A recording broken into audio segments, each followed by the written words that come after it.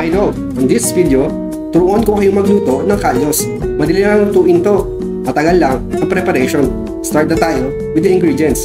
Siyempre, oxtail, ox stripe o yung tinatawag nating tuwalya, bacon, chorizo, siyempre garlic, onion,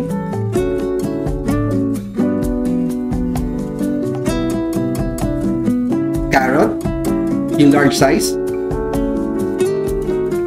green and red bell pepper, ang chete,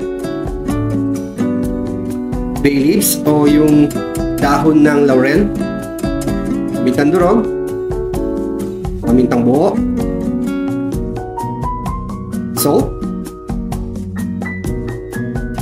tomato paste, chickpea, green peas, brown sugar or white sugar, at patis. Mag-start na tayo magluto. Siyempre, cooking oil para sa paggisa.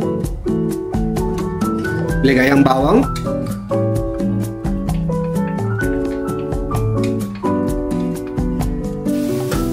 sibuyas, isama na rin natin ang tuwalya o yung ox stripe sa paggisa. Nilagyan ko ng patis para lumasa agad ang ating main ingredient. Ang oxtail, nilagyan ko na rin ng pamintang durog.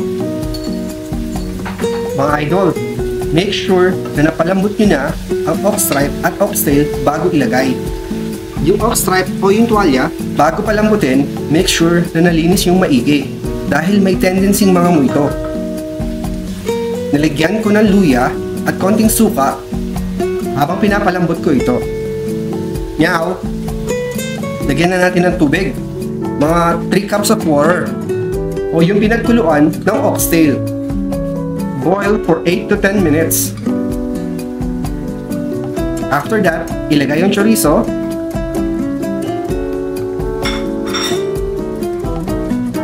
ang bacon,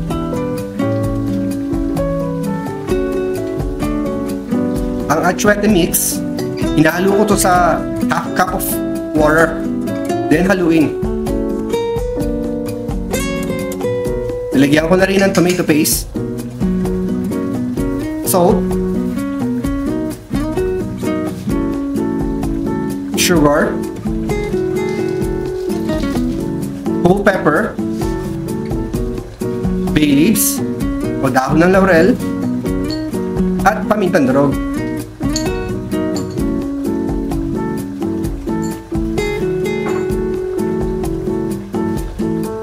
At haluin ng kaunti. Nilagay ko na rin ang green peas at chickpeas.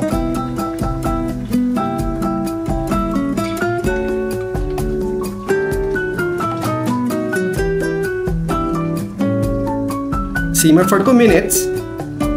Then nilagay ko yung red at green bell pepper.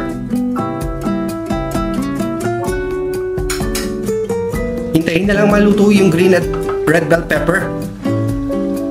At this point, pwede nyo i-adjust yung lasa.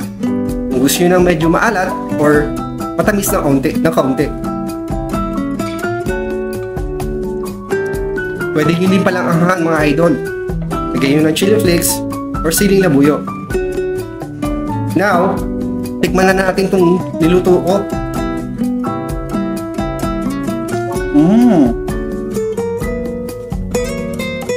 Panalo to mga idol. Try nyo din. Yummy!